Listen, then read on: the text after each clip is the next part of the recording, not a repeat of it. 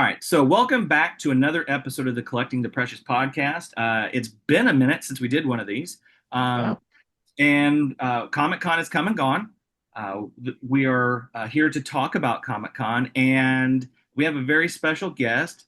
Obviously, we got Jim as always, Mad Eye Gamgee, and we have, I mean, this guy has like a quadrillion subscribers on YouTube. I think he has plaques all over his wall. I mean, it's amazing. Matt from Nerd of the Rings. Matt, go ahead and tell the world about you. In case anybody actually doesn't know Yeah. anything. Yeah. My name's Matt. I run a YouTube channel called Nerd of the Rings, where most of the time I'm talking about Tolkien lore. And yeah, I also enjoy doing some collectibles unboxings from time to time. And Josh and I have spent many hours at Comic-Con over the years talking about various Lord of the Rings pieces. So yeah, I'm excited to chat with you guys. Awesome. Well, thank you for coming. I know we kind of talked about this after last year's Comic Con, and Mhm. if anybody follows the channel at all, they know all the stuff that's happened in my life that's just made everything doing normal stuff damn near impossible. So we'll talk about Comic Con first, and then Matt has been at another con, so we'll talk a little bit about that and what he's gotten to see. Had a video come out today where he showed all the fun stuff that he got to see and talk to the gentleman that runs it. So we'll have him talk about that. But let's talk about Comic Con. Obviously, there was no Rings of Power, no Hunt for Gollum stuff, but we, the OneRing.net, we had an amazing booth. We were right across from Jerry Vanderstelt. Cliff Cramp has Lord of the Rings stuff. Middle Earth Enterprises had one of the coolest booths at the con for sure. Uh-huh. And 100%. and Weta Workshop, for the first time since before COVID messed everything up, was back at Comic Con. Um, Matt, what you we'll I'll have you give your piece, and then we'll see what Jim Yeah. thought from being on the outside point of view, since he was there a couple, in 2023, 2024. Yeah. I'm sorry. Yeah, last year. Yeah, man, it was awesome to see a Weta booth again. And when I mentioned when I chatted with Richard and like said, "Oh, is it exciting to be back?" He did point out that they've still been at Comic-Con, they just haven't had a booth. So Right. I wanted to add that distinction there. It's the return of their booth. The Weta people have been there, but Yes. That is. yeah, but I haven't seen a Weta booth and since like I went to C2E2 years before COVID. Mhm. Um and so just seeing them have a booth presence again was awesome. And man, they came out swinging, that's for sure, with that Masters collection Yeah, that that they that was my unveiled. that was my Like, question for you, Matt, because that this is they took a year off, mhm, and we're kind of back to the era when they first revealed their Gollum, their first Masters collection, this yeah. centerpiece piece. I'm curious about the buzz and how you guys responded to it, seeing it live and knowing that I'm Yeah. probably investing in it at some point. Yeah. I mean, when they unveiled it, I recorded it and posted the video on my channel and everything, but um like I think there was some like oohs and ahs kind of thing, but I think everyone was just kind of overwhelmed with the size of it, like Yeah, the uh intricate detail of it, the fact it has 10 characters on it yeah, and they're right. all 1/6 scale. Like, Yeah, that's like big. I know we've talked off camera before, Josh, of how much I love 1/6 scale. Mhm. I just think it's a great size for a bookshelf and everything. And it's a bit beefier of a piece, so like it feels substantial. And to have 1/6 scale characters on a single piece is just it's just awesome. And so yeah, I think they really knocked it out of the park and made a great choice, to depict the entire fellowship, for a piece that's going to come out the year of the 25th anniversary of Fellowship. And I think that was the thing. So for me, it's a situation where, so I mean, I teased this is where I can now kind of be a little more honest about like some of the fun that I got to have last year, teasing what I, getting to have a, being very lucky, honored to be able to sit down with Weta during Comic Con last year, and having the mock up, Mhm. because so easiest way to tell the story. When I went into the room, there was a poster on the wall in the office. I didn't think anything of it because it was just some of their statues mocked up like the actual piece ended up being. I didn't think Mm. anything of it. I just was like, okay, cool. They've got, they're bringing some of their retailers in and they're talking about what's going to be going on. And so I just was like, okay, it's just that. And I was looking at some of the other stuff, and they were putting the Warhammer statue together to take down Hmm. the deal. And so I was kind of watching that, and we're going over, and they go over and lift the poster up off the wall and then drop it back down and go, surprise, this is the Master Collection. And I just was just dumbfounded. I'm like, looking Yeah. at it thinking, son, what you're talking about? Like there's 10 characters. Yeah. And I remember making a joke, hey, you guys understand they don't pay teachers in America all that well. So I'm not sure how, I mean, it's swinging this could be difficult. But so I got to see it last year. And obviously it looks a little bit different compared to that. But Mm. yeah, and then so Did Wednesday night when we're helping set up our booth, Justin doesn't let me go that direction whatsoever. He doesn't want me to go see Weta's booth. He doesn't want me to go down and see Middle Earth Enterprises, nothing. He's like, no, you're not going down there yet. Just wait. So finally, I get to go down there. We're looking at Middle Earth's booth, and we'll talk about that obviously here Mm. shortly. But so we look at it, and I'm kind of just gobsmacked by it. And then we go go over to the Weta booth, and we're talking and everything. And they haven't put it out yet because it's still a fair bit before preview night opens, and I get shown into the secret room, and I got to see it before anybody else that wasn't really a member of Weta or whatever. And I'm just like, and I told him, I said, it gave me goosebumps. That was the beautiful thing, is I didn't get to, no one got to see my dumb reaction. There's a there's a picture that got clipped on the message board, the Flame of Undune message board from when Treebeard was unveiled, and it's me just being gobsmacked in live time of seeing that thing in person. Fortunately, when you're seeing something in private, no one gets to see you other than the individual that was with me, and Yeah. and it gave me goosebumps because it's really just impressive. The thing for me that I thought too was cool was not just seeing it in person, where it's just private. That was really sweet. But I enjoy hearing the other people talk, Mm. and Matt can attest to this with this particular piece, is that hearing the people talk about it in live time is just, it's really fun to listen to because you have your own thoughts, and I that's one of my things about Comic Con that I enjoy when I'm at the Weta booth is Yeah. the people talk. So um So it's a pre-production piece, and I'm curious about what people are talking because reading online chatter, they're already talking about some adjustments and modifications. I'm curious on the scene, was it all just gobsmacked, goosebumped honestly, I didn't hear. enthusiasm, or were people saying, I wish they'd done this with Legolas a little bit, or I'm not I sure I like that I they were don't think doing I it. heard I, anybody like complaining about anything. They that's were just like soaking it in. well, and I don't know. We didn't talk about this, I don't think. Yeah. Did you notice, Matt, the elvish dagger on Aragorn at all at any point before it was brought up as an on? It got caught online. Did you notice that? Because I did. I I didn't at first, until I heard like someone showed me a comment or something about it, and I was like, oh, that's yeah, totally right. Like he Yeah, would not yeah. have Once that once according to the movies. Yeah. once it was pointed out, it's one of those you can't not see it,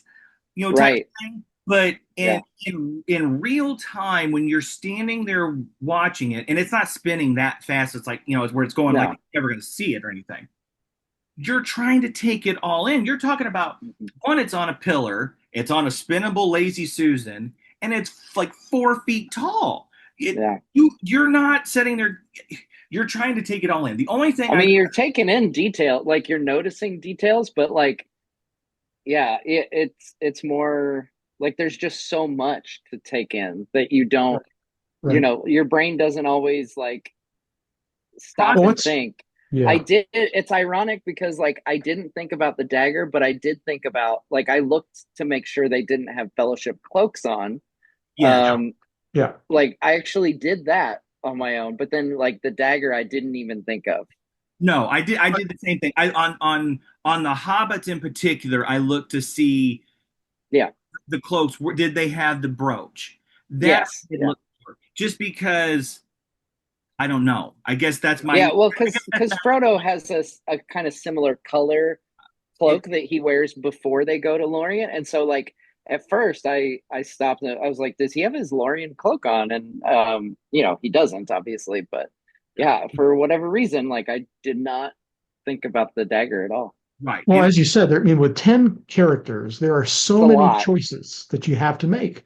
So whether, yeah, and it's not in any scene that we've seen. It's not No, in the Mhm. movies. it is It's an the it is an spiral off. staircase. It is the way it was described to me last year was it was meant to be kind of an off-screen moment type Yeah. thing, and done in a way where they could actually get all the members of the Fellowship. Obviously, Gollum's on there; he's a 10th character, but get all the members of the Fellowship on one piece. Hmm. Right. This is one Right. thing I mean I've seen in the online chatter where people kind of have a little bit of an issue of the vertical nature of it. But the thing I would tell anybody, and this is something that I think you and I talked about, Matt. I think talked about with other people when it comes to if it was to go horizontal, you'd need a dinner table. Oh yeah. Yeah. Yeah, No, you you could. really You could. would. Yeah. It's Then yeah. you'd have the rescue It's from like when people ask for Mount like Doom, I want a 1/6 Salvation of Mount Balrog. Doom, and you're not 1/6 scale anymore. Yeah, So yeah. I mean, it's like I said, it's when people ask for like a 1/6 Balrog, it's a situation where it's like it's not as feasible to do as people think in their mind. And to be honest with you, it helps when you see something like that in person. You Yeah. begin to be able to put it in your head, and the way I would suggest to people watching this, really, if you wanted it horizontally, go and take every 1/6 character that you have of the Fellowship and maybe a couple people to add up to get you to, in case for like characters that haven't been made, and put them horizontal on like your dinner table Right. and start Right. imagining how big that would be. It's not going to Yeah. work. Well, and a long time ago, you could get that horizontal fellowship in three different pieces, Yeah.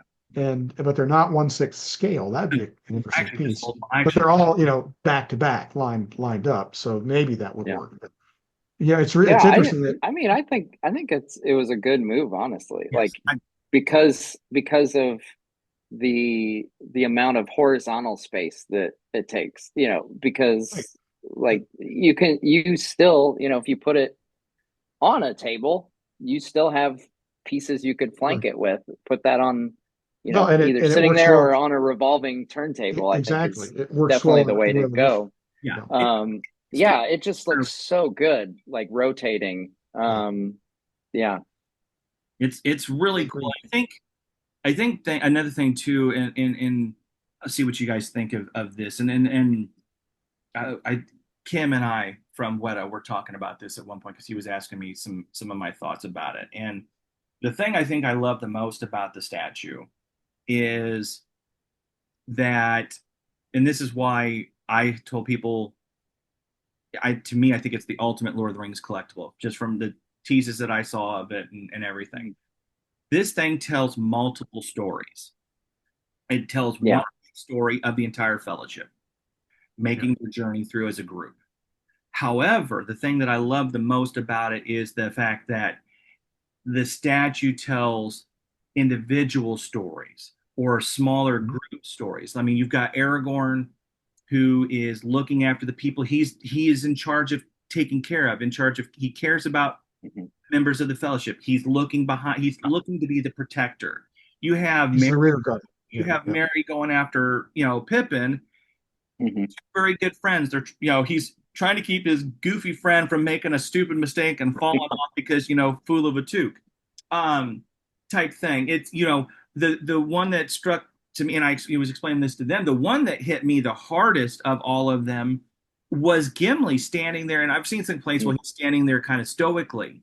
And the thing I would tell to anybody complaining about this, and maybe this is just where my mindset has been where the last couple of years, and obviously you guys are aware of, obviously that I lost my dad, but I was looking at that piece, and that was the thing that struck me the most about it was I can relate to Gimli Mm. standing there looking at something that is coming from somebody that is kin, is family. Hmm. He's looking Yeah. stoic, he's taking it in.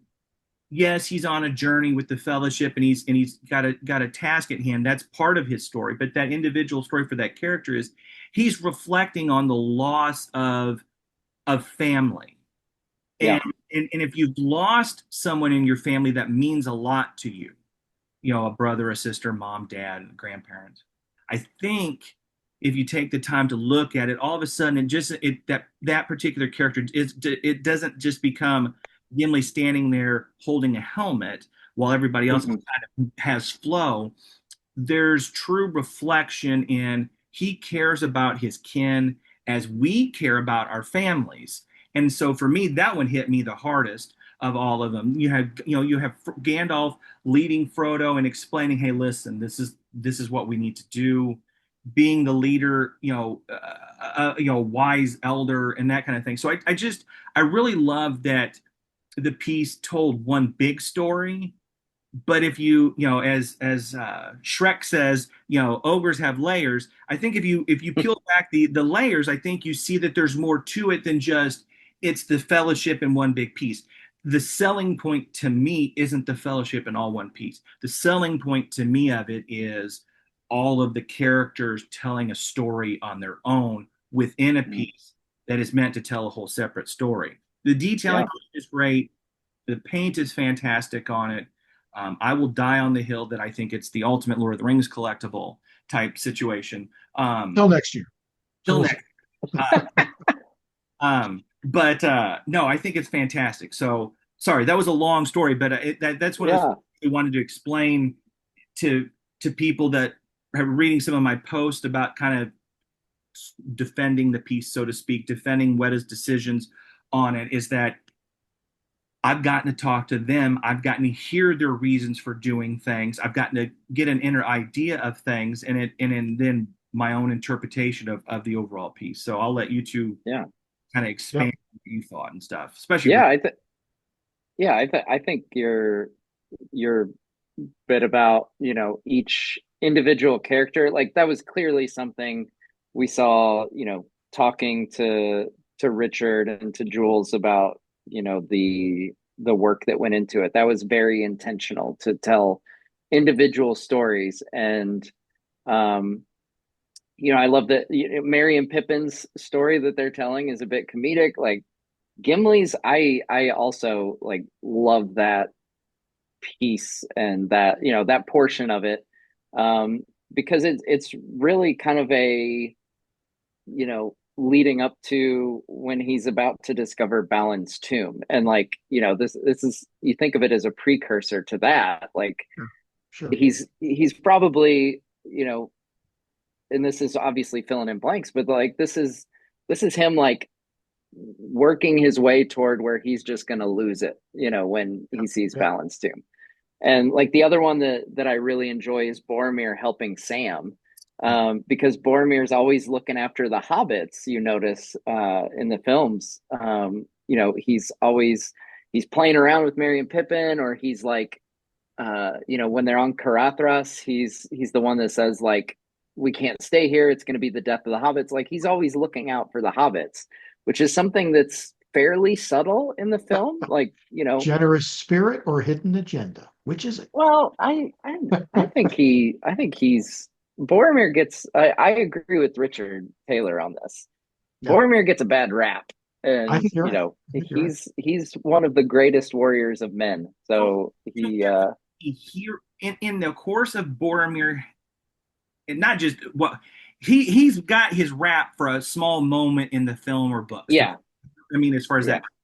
But the thing I like about, and this is why, honestly, the Boromir Sam is my second favorite bit of that statue, mm, because Boromir doesn't get very many kudos for being, as you said, Matt, a hero. It's mostly we Yeah. remember him for trying to attack Frodo and take the ring when he finally kind of just he loses it. It happens. Yeah.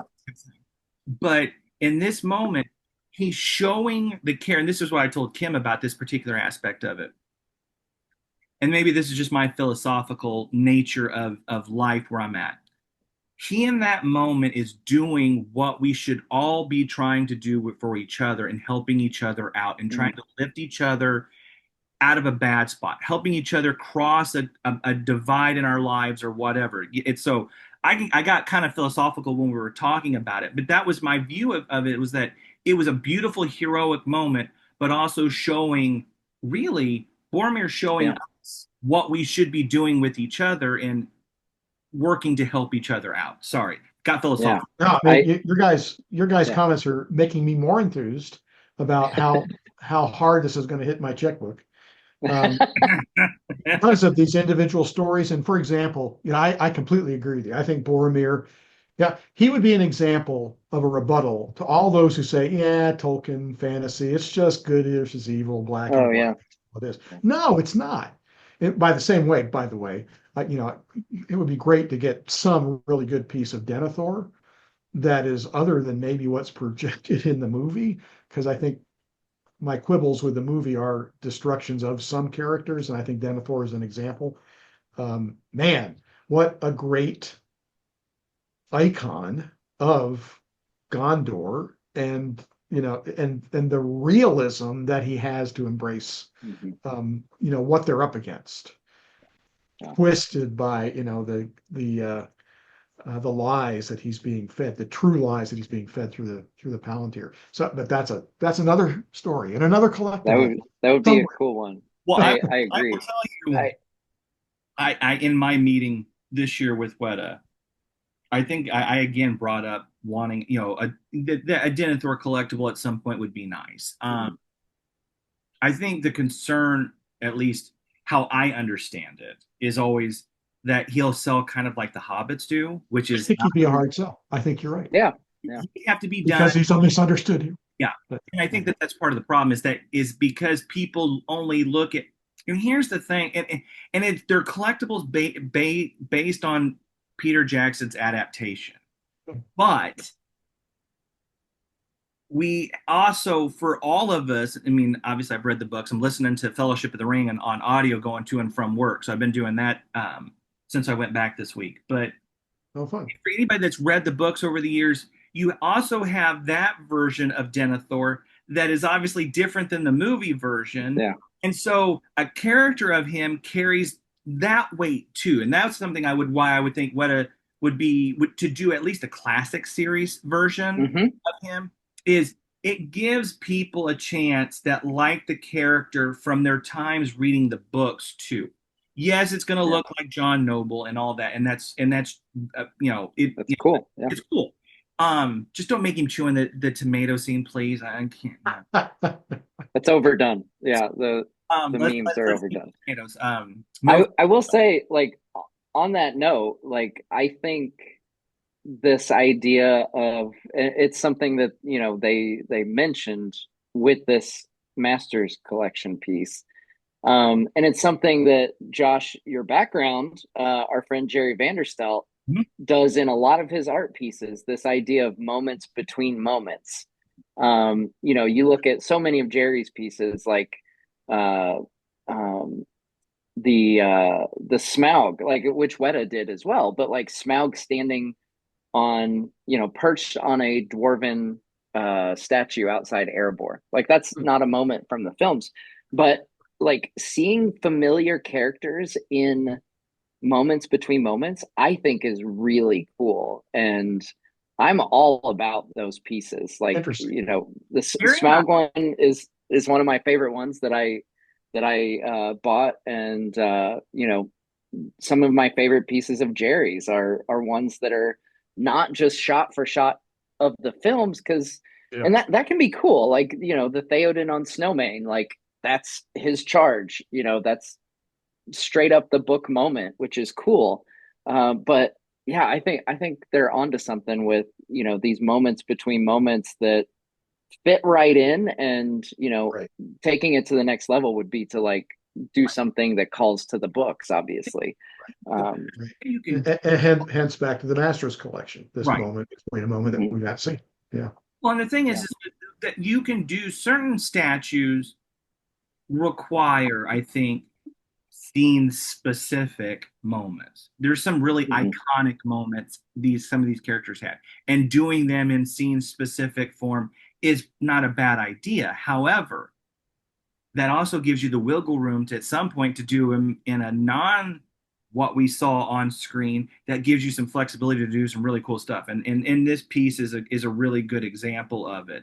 Whereas to segue into another piece that was at Comic Con, now it's already been out for order and everything, the Boromir Classic series. That is Mhm. basically a scene specific Yeah. statue, and Yeah. it works perfectly and everything. So you can balance that effect. But yeah, I like what they've done as well, Matt, that with the different, bouncing between scene specific stuff and Mhm. non-scene specific stuff, because if you trap yourself to scene specific stuff, it's hard to continue to do statues if you just stay with just certain moments. Yeah.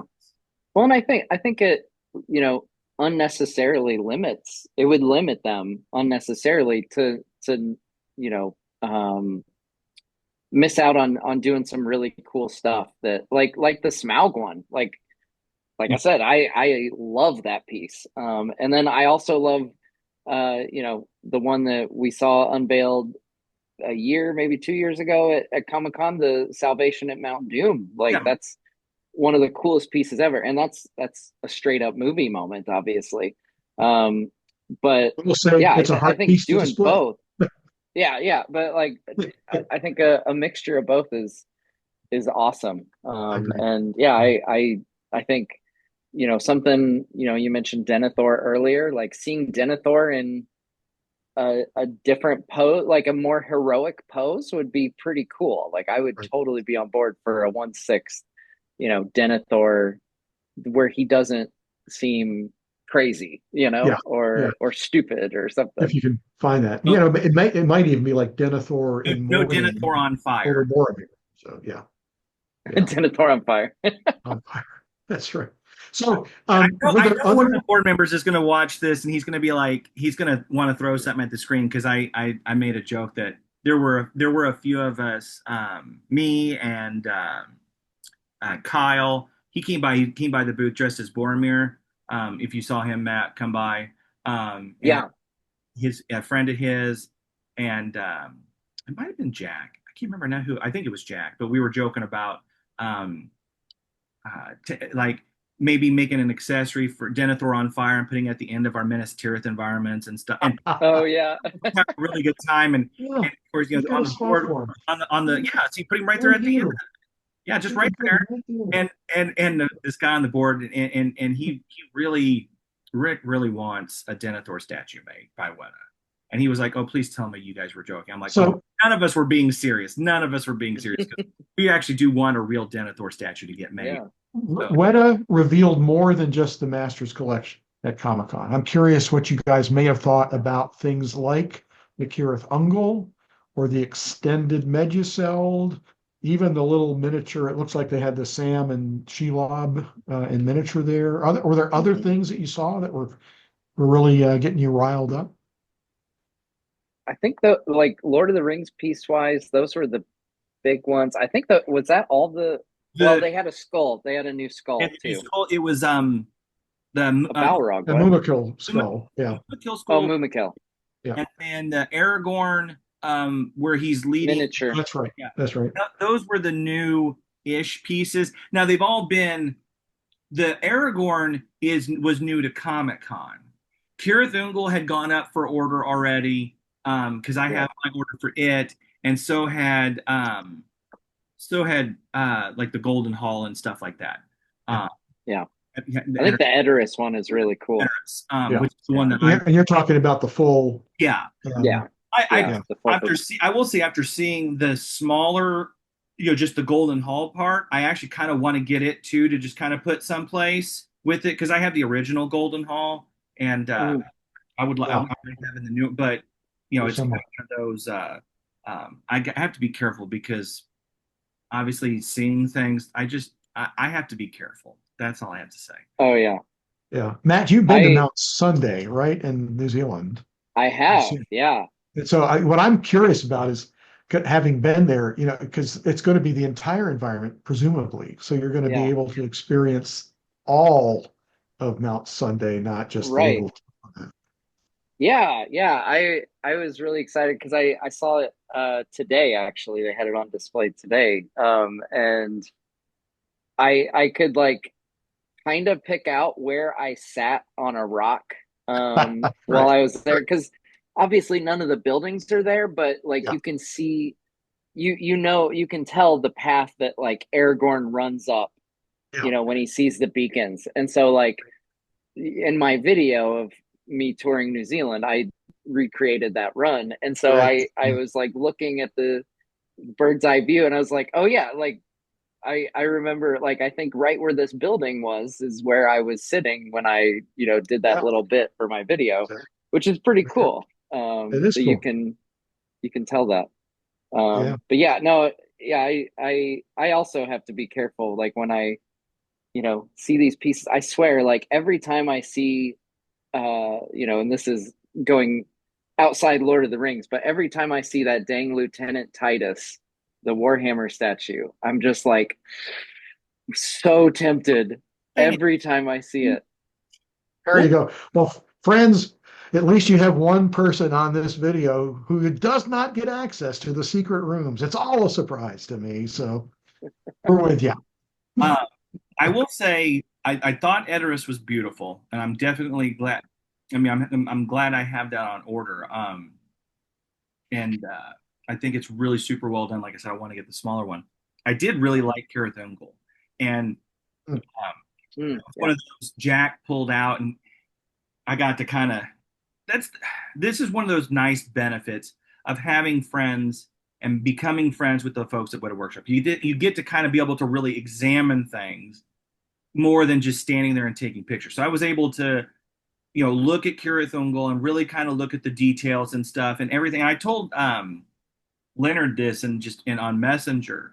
My favorite detail of it is the stairs Mm. that lead up into Shelob's cave, which are mm, on the Oh, interesting. a tiny little detail that you really, you got to look at it, but it's really, that's my favorite detail in the whole big piece is just those little stairs leading up. Because the thing about the environments is like, well, kind of what Matt's talking about.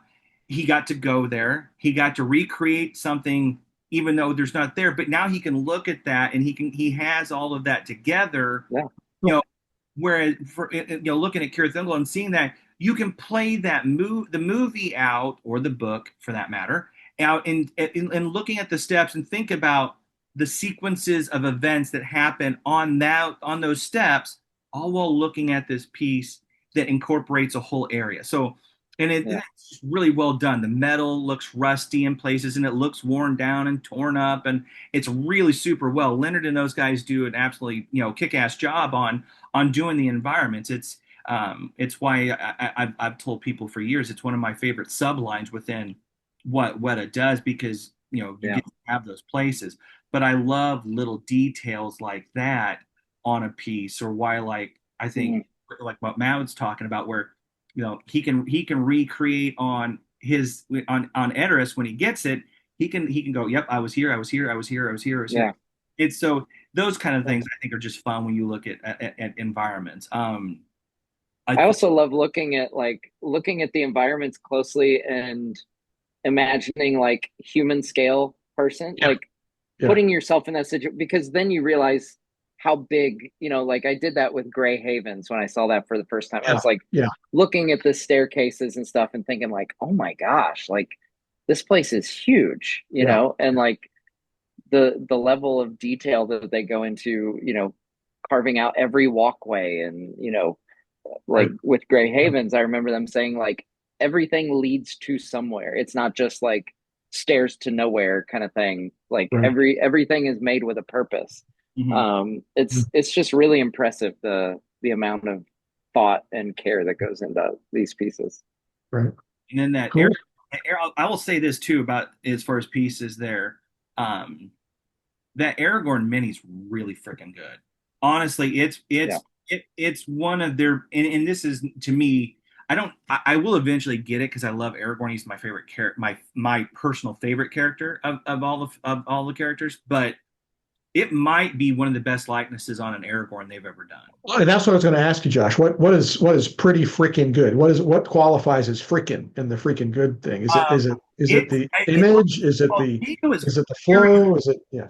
Vigo is very hard to nail, or has been notoriously hard to nail for everybody over the years. I mean, going back to the original Strider statue of the Sideshow Weta line, Yeah, there's yeah. only been a few times, and they've all been honestly recently, where they this the skill and the technology and everything is really allowing them to nail Interesting. Interesting. Mm. and to do so because I mean you got an Aragorn and this for the people watching, yes, this is my very special cave troll, but um he's this big. Now the Yeah, sword obviously goes up and everything, but he's like tiny. I think these are like 10th scale or something. yeah, yeah. And so to make it look just like Vigo at that scale is Yeah. really honestly Right. even more impressive than nailing it like 6th scale. Right. I mean, There's Eowyn, right. Imagine. and you can decide whether you like her face or not. Is that Amanda Otto or is that Miranda. Miranda Otto or not so much? And some Yeah, of the mini statues have been a little more hit or miss again because you're talking about doing somebody at like this big a scale. It's really hard, but it I'm it's really impressive how well the likeness is on that particular Vigo. To be honest with you, it's one of those they could blow that one up into a full 6th scale statue, and it would be maybe the best Aragorn that's been done because of how well the likeness is. Um, I did push them to do a Black Gates for Frodo Aragorn. I really want that app in 6. Mm, I that'd be I'm really looking cool. at my Aragorn on the horse charging toward the I know Black Gate I, right it's now. So, yeah. a 6 scale statue of that. That's what I'm talking like. We really need it, but so we'll see what happens on that front. But no, it is it to me that's where the frickin' and really frickin' good comes in. It's just the impressive nature to nailing his likeness at such a small scale. Um, Right. Right. and so yeah, they did really great. The detailing on the sword, the etching in the blade, telling what it is and everything, and is really cool. I mean, that was another thing that really kind of stood out to me was how much they nailed the detailing and like the blade and stuff like that. Oh, here we go. There we go. There it is. So I don't know if that's a good one, a freaking one, or just a okay one. It is. But It is. It is. I would. I mean, that's another example of like how hard. Of course, that statue's like 20 some years old, and that was another thing too. Back in the day, it was really hard for that to nail to get.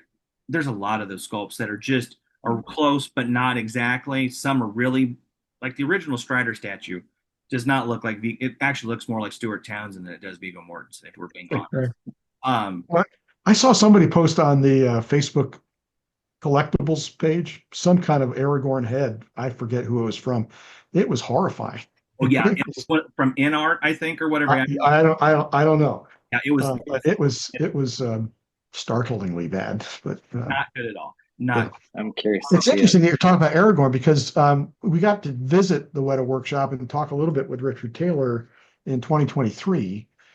And I don't know if it was him or others in his shop that talked about how hard Liv Tyler was Mhm. to capture in the Arwen thing, and just her ethereal nature, which is I'm sure why Peter Jackson casted her. But they just said it's a really hard likeness to Well, capture. you can think, Um, several years ago when they did the Arwen and Frodo on Osfaloth, and when they did that piece. are you Um, going to make me point my camera toward that one too? Or I think you have. Do you have that one too? Yeah. yeah, it's over there. it is a really well done piece, but the likeness on her didn't transition real well from prototype to production. The the Yeah. queen the coronation Arwen to me is without a doubt the best version of that character and Liv Ah, Tyler's likeness. It is yeah, and I think that's what they were talking about when I visited because really they were really happy with that one. Yeah. they got that one. Although I do know that one gave them some trouble, not just from a sculpting perspective of her face, but her It had little all that hair and the jewelry and crown stuff. and They're coronet. Yeah. Yeah. keeping it from breaking and shipping Yeah. worried them a lot. But yeah, I thought in general, even though Weta only brought just a couple, two or three, what you might consider new pieces, um, it was really cool getting to see a lot of that stuff in person that I hadn't gotten to see yet. Edoras, the Golden Hall part, Cirith Ungol, getting a chance to see that Boromir Classic series in person it's really really nice. I think everybody's in for a treat getting that one because it's super well done. Um, uh, any statues, I mean, it was Yeah, and nice. kudos to them too for not having glass in front of all the in front of all the figures, so you could, you weren't having to look through glass and like reflection and stuff. Yeah, and It if was you're pretty cool. taking pictures like Matt is, you really know how to take pictures in that kind of environment. Me, I'm back in the room working on lightening stuff up and retaking some because it's the settings that I use in the amateur nature of my photography. Yeah, even it's like that's why at one point Jules was like, "Hey, you want me to bring any over here to the main area where it's better light?" And he pulled Boromir and did a couple other pieces for me, and I got to kind of take him in a little bit better light because the the cabinets, as Matt is aware, were great to be able to just to stare at them with your naked eye. Mm-hmm. For me, it was a little more of a because they were the way they were lit created a darkness for me that I was struggling with. But um, that's because I don't really know what I'm doing, man. I just I just make this stuff up as I go. But yeah, it was cool. I mean, Weta had a very very cool booth. They had a lot of really neat stuff. Um, I don't want to. It's almost 10:30, geez, which means I What want. else besides Weta was going on, guys? We had so Middle Earth Enterprises had their amazing booth, and Matt Yeah, a bunch of times. Um, so cool.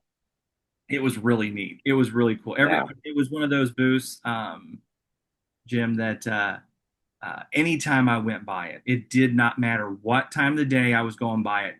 There, it was packed, and there was yeah, to go through it and get your picture taken, or obviously they're handing stuff out, so that plays into some of the line. Was that the one with the life-size Bakshi Bilbo? Yeah, and they're going to be doing hmm That was Bakshi or and they're going to Rankin be Bass. doing Yeah.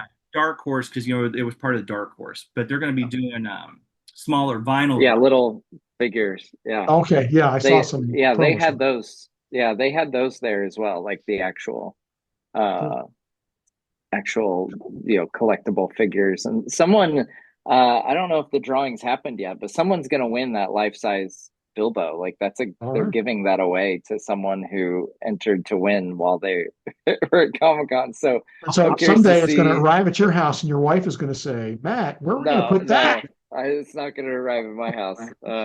I'm curious. Like, I really want whoever wins it to post on social media though, and show where they put it because it's a I three want It's like foot that tall I want to Bilbo. life-size Gandalf that Weta did that you can oh find. Yeah, it's like, where yeah do you put that thing? I want to Yeah. see the reaction of the neighbors when that thing shows up. Now, Mm, granted, it's going to come in a crate. I understand that, but this yeah, big ass crate that's going to show up at somebody's house, I want to see the neighbors' reaction to That's right. what did he get now? And So it'll be better than a leg lamp, man. You see just put that's that in the front window. It'll be see the great. one that's one of my dream wish list Weta pieces is the life size Gollum where he's Oh, like right, sitting right. on the rock. Like I just think that would be so cool to have sitting in the corner. I don't know. But yeah, no, the booth was fantastic though. Yeah. It I guess this was like the actual inspiration for it too. That's what John Mayo of Middle Earth Enterprise was saying. But I immediately thought of like the story from Cannes Film Festival when they did like a press Mm. screening or something. You know, they had some kind of press event there and showed like clips. It was like a reel of the movie, which just recently came out on one of the recent Blu-ray 4K Blu-rays that came out. Had like that was the one new bonus feature that we've gotten in like the last 20 years. But like at that event, they had an oversized pub, and like Mm. people would walk up to the counter and Oh be, yeah, yeah, you that know, was the fun. counter It would be looked up good. here, and like that's the story. You know, I've had you know multiple people that I've interviewed on the channel talk about this, and yeah, and so they just wanted to kind of they thought that was a cool experience, and they wanted to bring it to fans, and I absolutely loved it. Like it was so cool It was walking in there, everything's oversized. Like you scoot back on the back of the bench and your legs are dangling off like you're, you know, a little Great. kid. That's great. Um, yeah, it was fantastic. it was very cool. It was a really neat booth. And like I said, it didn't matter what time of the day you went. The con opens. Well, they had it listed at 9:30. Those guys were opening every day at 9 o'clock. They were like, we're ignoring the posted times, at least for the Yeah. opening. They want you out at 7 o'clock, but they'll Oh open yeah. at 9. But basically 9 to 7, that booth was Hmm. rocking all day long, no matter what. And it didn't matter if you guys were, because Matt was there working quite a bit, and it didn't matter if it was handout freebie time or if it was just getting a picture taken. That place was Yeah. crowded, Oh, and it was really impressive. So kudos to John and everybody at Middle Earth Enterprises, because that was a pretty cool booth. That was yeah, like that yeah, that was cool. They had, you know, I didn't even know this was a thing until like the day before, but like the some kind of like staff of Comic-Con every year. Like it's I don't know if it's their like main leadership staff or what, but like it was a staff of like 40 people. They vote every year on what booth they want to get their group picture taken at the end, and oh, they picked the Prancing Pony one. So like, you know, after, you know, they did that last call, like, okay, Comic-Con's over, everybody get out. Like this all of a sudden, like there's like 40 Comic-Con people coming up. So we were like staging them with mugs and everything. And that was just really cool, like to have Lord of the Rings at the forefront of people's minds like that, and people having a cool experience with it. that's great. That's Um, great. So and do you feel like, is Lord of the Rings and collectibles on the rise, given what you've seen, or Josh, the trend lines that you've experienced, or maybe you both experienced at Comic-Con? What's the feel? What's the buzz here? Kind of steady state, Well, I mean, it's never I'm really sure it gone goes in waves. away, Yeah. like, which is cool. Like, I'm sure there's waves when a new movie comes out, or, you know, whatever, or like a new project, or even a video game comes out. You know, I'm sure when Shadow of Mordor games were coming out, like, it probably piqued more interest in collectibles and stuff. But Yeah. like, We've got it's Hunt for kind of Gollum coming up. But awesome. yeah. Right. Yeah. Yeah. We've got Hunt for Gollum coming up. There's more seasons of Rings of Power, stuff like that. Like, Yep. Yep. SEO wise, like Lord of the Rings will still get searched, you know, I'm sure over the Sure. coming years. But yeah, I just, it's awesome. And every time I talk to a Weta person about this, I'm like, it's just crazy that, you know, they've been doing collectibles ever since they did the movies. Yeah. And it's 25 years later and they've never stopped. Yeah. And the Yeah. fact that there's demand for it every single year is pretty amazing. Um, so yeah, like I think, you know, there's obviously more things that are going to come out from Middle Earth, and like I hope that, you know, those things are good enough to, you know, further get, you know, get more interest and like have their own collectibles that people are really excited about, obviously. Yeah. um you know, like it's I hope they never stop doing stuff from the Lord of the Rings because it's the greatest film trilogy of all time, and they should just keep making them forever.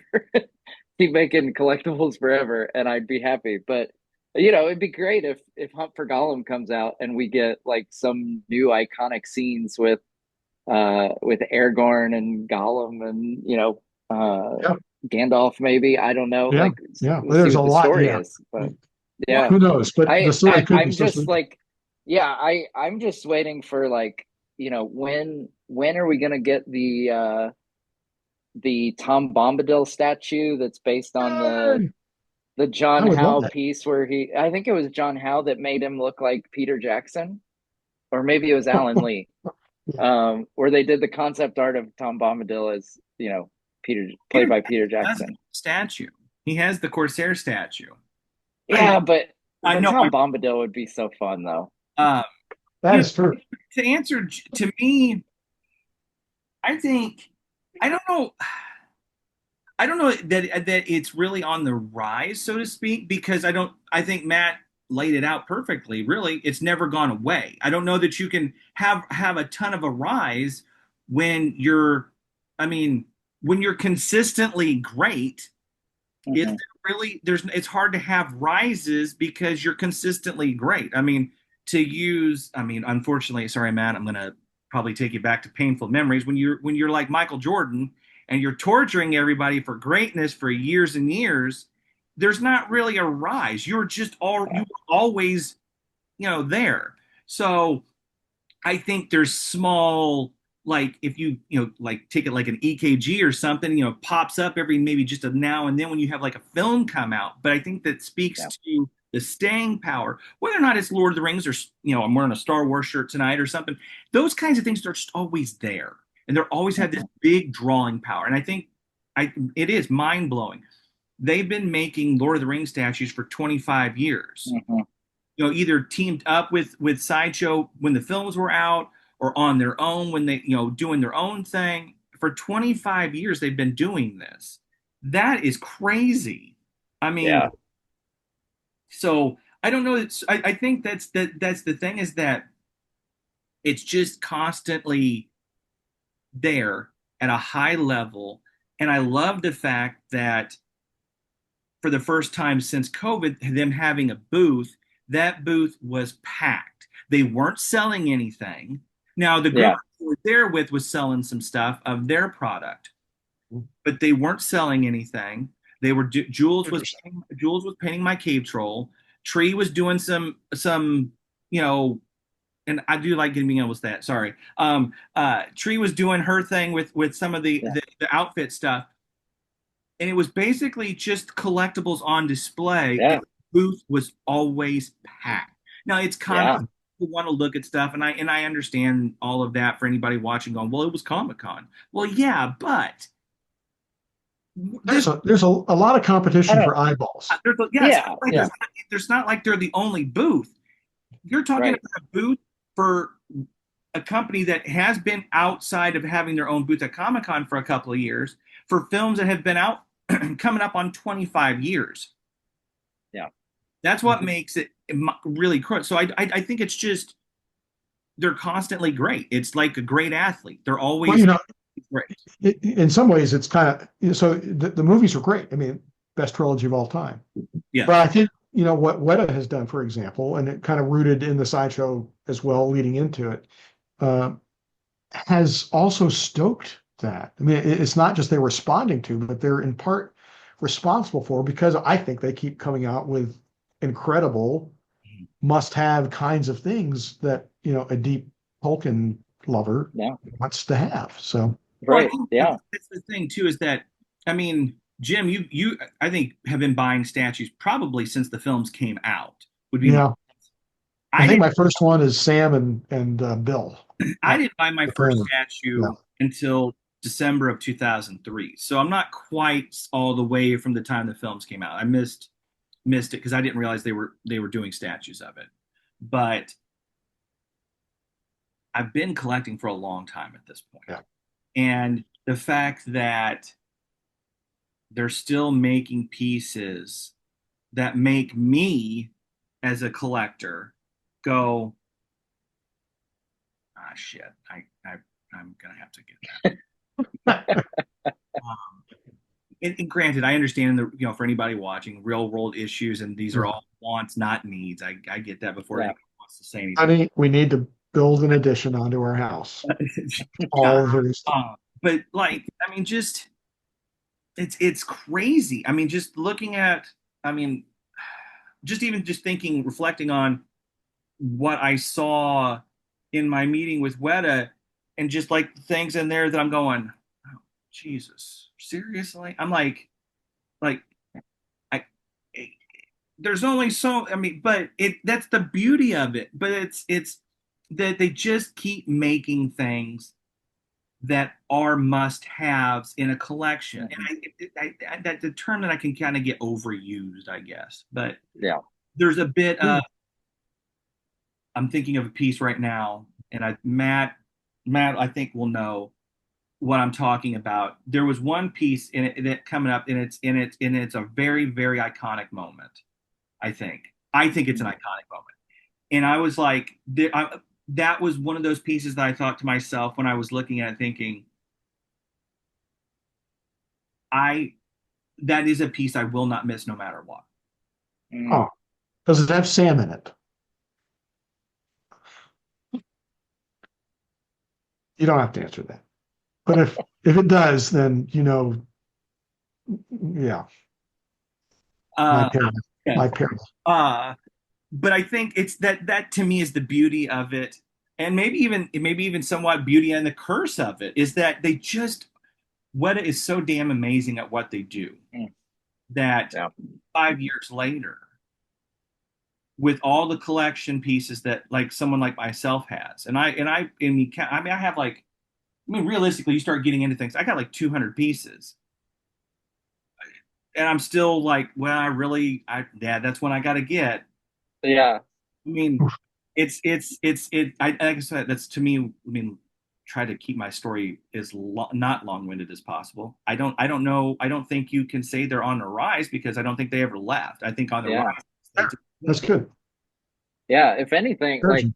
I think, yeah, like I said, I think the Lord of the Rings collectibles have been strong. We might see an uptick with new movies and stuff. I've been impressed with what and obviously we're gonna not spend much time on this because it's not Lord of the Rings, but like again, the Warhammer stuff, man, like that's another fandom that's like super passionate, and I think that collaboration between Weta and Warhammer is like whenever that was you know formulated, flipping genius, because and I'll those pieces they've come out with are think I like incredible. Warhammer stuff, and that's not my bag at all. It's just I think they're neat. I think when people paint them up, whether or not they're Warhammer Lord of the Mhm. Rings stuff or Warhammer, it's they're all neat. I just don't have the skill to do that stuff. That is not my wheelhouse. I'm sorry for because they've sent me a few things, and I'm like, I've done like unboxings, but I'm like, always stay in Yeah. the like, I don't know how to do this, guys. This is not my. I'll tell you what's in the box, and that's about the best you're going to get from me. But You just got to try it. You just jump in. yeah, Don't worry about how it turns out. Like I should you're at some point. I will you grow should. the metaphorical what you need guts to try and do them. But I think those Warhammer statues are cool. The thing I like about them is it lets Weta go just bonkers with Hmm. creativity in that, like the blood and the guts and stuff. Yeah. Yeah. Those are things that they're Well, yeah, do with that's Lord of the Rings that Right. they can put that outlet out there and get it. And if you're into Right. those Warhammer pieces, they're huge. That was the thing Yeah. when they were putting that one together 2 year or last year before they brought it down and put it on display at Jerry's booth. Um, I was gobsmacked looking at it before they told me about because I'm like, I'm looking at them pulling it out of the case and trying to figure out, like, is everything in there, and kind of pseudo putting it together. Obviously, they didn't put together and then walk it across. They kind of put it together and then took it apart. But I was like, this thing is massive. It's huge. Like, Yeah. it's really cool. So no, I think, yeah, I agree. I think the Warhammer stuff. Well, it's fun. Yeah, Weta is a business, but like you've been talking about, the demand for, what do Denethor look like, or how do the hobbits sell? Mm. Or, one of my least favorite Weta chapters is, where are all the other figures that are supposed to go with my Dol Guldur environment? And all of a sudden, those little mini metal things they just went away. I think that one's held in the West, And, unfortunately. and there are other fandoms, so where did Ghost in the Shell go? Where did Tintin go? Where did Mm. King Kong go? So there are, so they've got to constantly be in the game and find out where the convergence is of their quality and vision and creativity and market demand.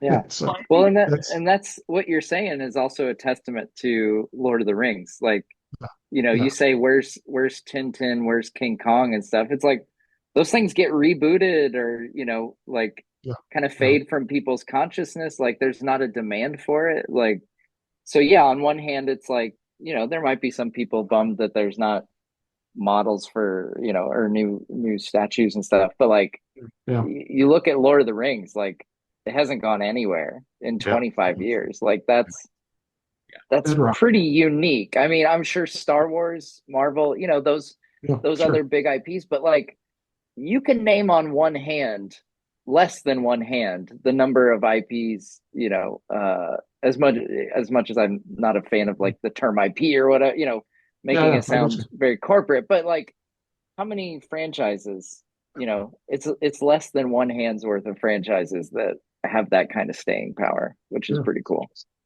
And then we had let's talk about a couple of the other booths. Jerry was there obviously again, right across from us at the OneRing.net. I'll talk about us real quick, and Matt can attest to this.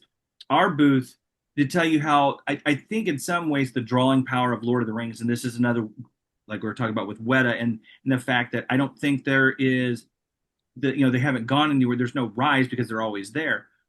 Our booth was banging all week long. I mean, we got down to where, well, Matt and I told Justin Wednesday night before everybody came in that you needed to order more shirts because Yeah. and he had already doubled his order. That we didn't think that was going to be enough, and we were basically sold out of everything but like super small people size or like really large people sizes. And I'm trying to be very politically correct and not be You're like, gonna have 4X or PS. yeah, That's it. basically we did. We had Yeah. some super smalls and some like 4X shirts. Yeah. And I'm not sure we probably didn't sell out of those by Sunday because I couldn't stay the whole day on Sunday. But we sold out of like everything OSHA sent us. We sold out of all the playing card sets. Yeah. The mint. I can't think of their Shire Postman. Sharp Mint, yeah. we sold out of dang near I think everything that they sent. We sold a lot, almost all of um, the window clings and the stuff from uh, what was Geek it? Orthodox. There you go. Thank you. Um, That's why I'm here. that's why Give Matt, you the names. yeah, he helps me with the names because I have a name tag at work. That's how I remember who my name is. Uh, so, but we sold out of everything. But it was like that. It was like that at all the Lord of the Rings. Jerry's booth, watching him across, he was doing well all weekend. The only That's booth great. I couldn't see that had Lord of the Rings stuff, which was Cliff Cramp on the opposite side. He was posting some stuff on Facebook, and it sounds like from what he posted, they did very well. So That's good. Middle Excited. Earth was due, and Cliff this year said he brought more Lord of the Rings stuff than Star Wars and some of the other IPs because Wow. Old was there that he wanted them to see his work. And so watching both of those gentlemen, uh, do what they do, with their booths and their artwork and stuff was really cool to watch how busy their booth was, our booth was.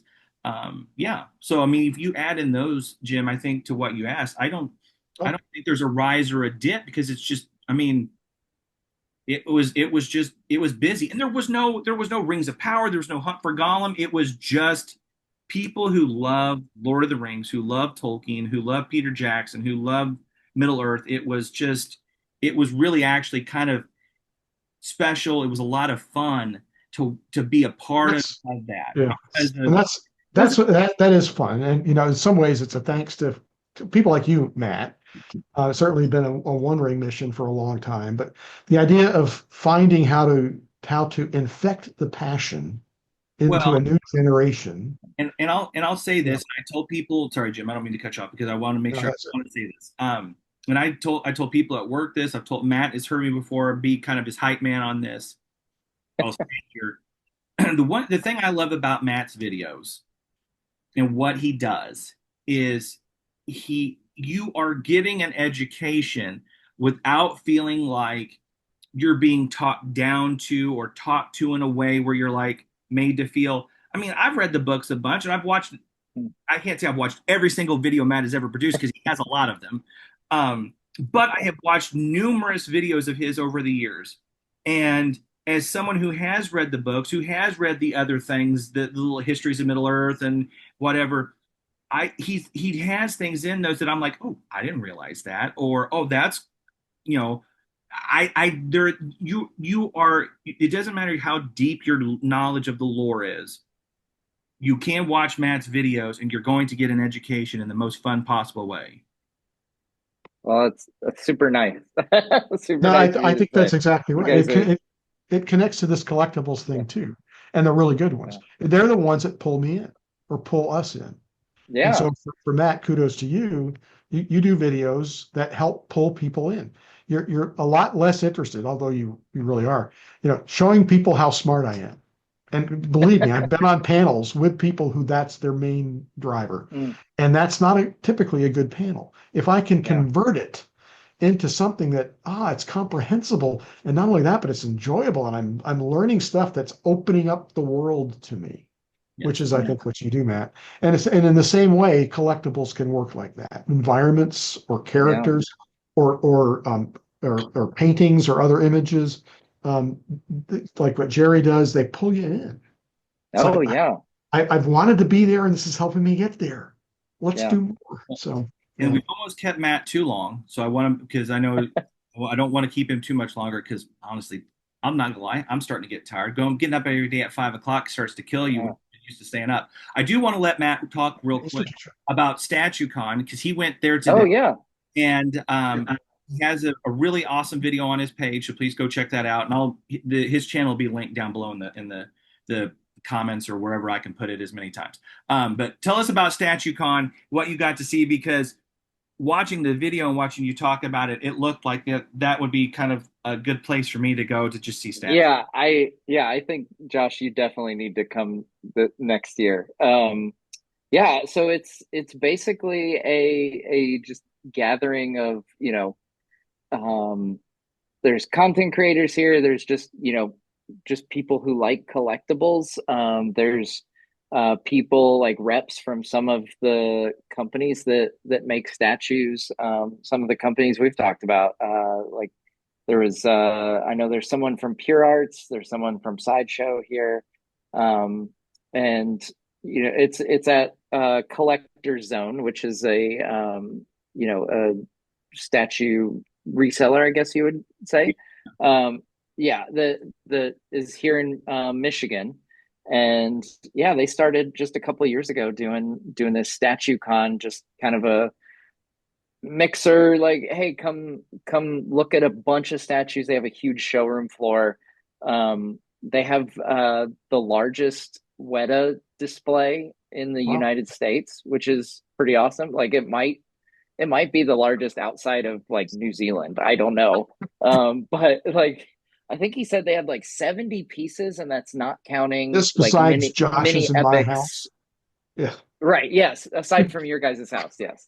Your guys' houses. Yeah. Yeah, Oy. but I think they had like 70 like big pieces. That's not counting like miniatures, hobbit holes, mini epics, anything like that, which they have a good number of those. But um yeah, it's always cool to see like like Leaf Lock, the Ent, is like Oh yeah, on that's a great display, piece. and I Yeah, love that yeah, piece. It's so yeah. cool. And Thranduil on his throne, Oh boy, um which, that's a yeah, so they've got some master collection pieces. They've obviously got some of the Warhammer pieces as well, but like the Lord of the Rings stuff, there's a huge selection. And then they've got Lord of the Rings stuff from like Pure Arts, like I said, the mask, like the creepy Gollum mask. I just love that thing. It's so creepy. It's so creepy in the most awesome way. Um, yeah, and then Iron Studios, I think is another one that does a few Lord of the Rings things. They did like the big cave troll with the Legolas on top, shooting into his skull, Oh which is yeah, pretty yeah, cool. fun. But yeah, so it's just, kind of like a 3-4 day gathering of people who enjoy collectibles, just like And it's nerding out. You've got what? Sorry. it's free to go to, right? Yeah, yeah, and it's free to go to. Like that's, I mean, Well, That's you a great. can't get. Yeah, that's a great price. Like, having gone to Comic-Con and Gen Con, it's like I can do free. Like, yeah, well, sign is me it up for that one. is it just displays or can you buy things there too? Oh, you can buy things. Yeah, for sure. Cool. Yeah, people are popping in all day long, shopping and stuff. I've been like looking over things. That's the kind of shopper I am. I look over things, I think about it, I look over it some more, and then I think about it some more, and then I end up buying it, you know, when I could have just bought it on day one. But I like to go through the process, it makes me feel comfortable with my purchases. But yeah, no, it's just been a fun, fun event. I have a lot of people ask me nerdy Lord of the Rings questions when Yeah. I'm here, which is always fun. And yeah, just a lot of people who really like collectibles and statues. So yeah, Josh, I think it's a no-brainer. You got to come next year. Yeah, I would. I have follow-up questions to that, and that's like, have you ever been stumped? And what's the best question you've ever gotten? But that's not really germane to this conversation. Um, and then and they have a website, right? The store does. Yeah. Yeah, it's collectorzone.com. So it's collector and then ZOWN.com. Okay. Okay. Um and I actually do have a promo code for it. If you want that too, it's NOTR. Give us the promo code. Yeah. Then you save 15%. So NOTR saves you 15%. That's not And too bad. Nerd of the Rings for anybody interested. That's right. NOTR.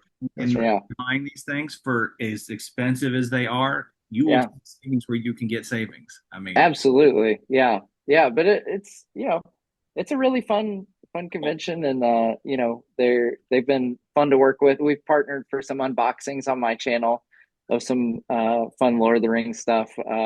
Marcos, the guy who runs it, he got into partnership with Weta, and they would do some unboxings, and he was like, I really don't know what I'm talking about with this Lord of the Rings stuff. I should find someone who knows what they're talking about. And that's how he found me. He's like, this guy clearly knows what he's talking about, so let's see if we can get a partnership together. So well, like I told you at Comic Con, I think when you said you were going to do that, I was very happy for you because one, you have a big reach and an audience and stuff like that, but it makes sense for your channel to have that collectible because you were collecting before you started. yeah, yeah, It's like absolutely. it just was one of those things. But all right, Yeah, well, I'm like, if you watch any of my unboxings, like, I think part of the entertainment value is that I'm basically a kid on Christmas morning every time I do it. Like, I'm grinning ear to ear like an idiot, and like, just, it's